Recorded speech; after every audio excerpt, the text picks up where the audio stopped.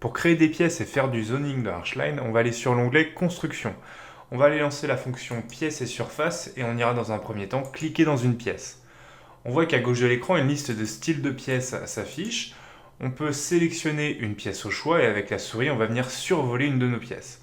À partir du moment où la pièce est bien fermée avec des murs, on va pouvoir simplement cliquer dedans et à ce moment-là, une étiquette se crée avec un nom de pièce, celui qu'on retrouve sur le style, et une surface au sol qui est automatiquement calculée. Donc on va pouvoir cliquer sur toutes nos pièces fermées pour aller mettre une étiquette avec le nom de la pièce et la surface au sol. Si on veut changer de style de pièce, on a simplement à aller cliquer sur un autre style dans la liste et aller retourner avec la souris, cliquer dans une pièce fermée.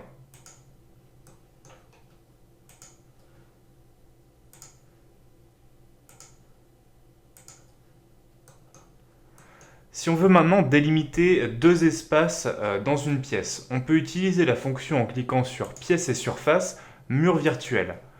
Le mur virtuel consiste à délimiter deux surfaces avec une ligne.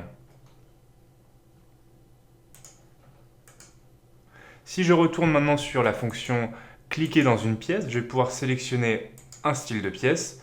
Je vais survoler avec ma souris une pièce et on voit que la pièce a été divisée en deux là où j'ai placé ma ligne.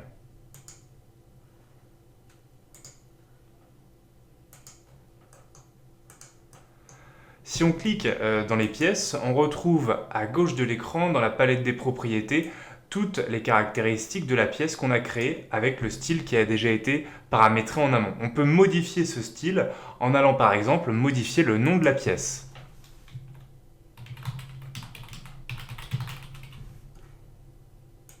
On peut également modifier la couleur de fond de la pièce.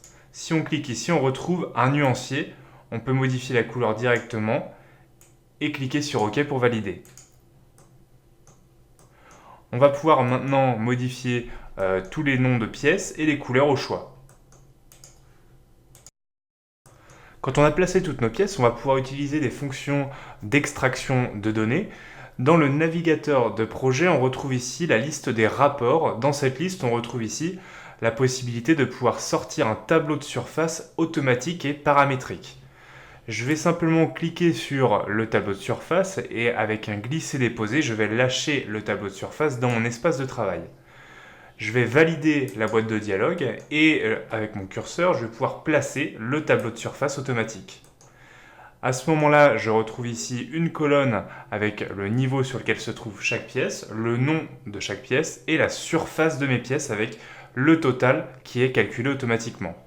Si je clique sur ce tableau de surface, je vais retrouver ici la possibilité de pouvoir modifier les noms de pièces directement dans les cellules. Si je clique sur la loupe, ça me désigne avec une flèche les pièces dont il s'agit sur le plan.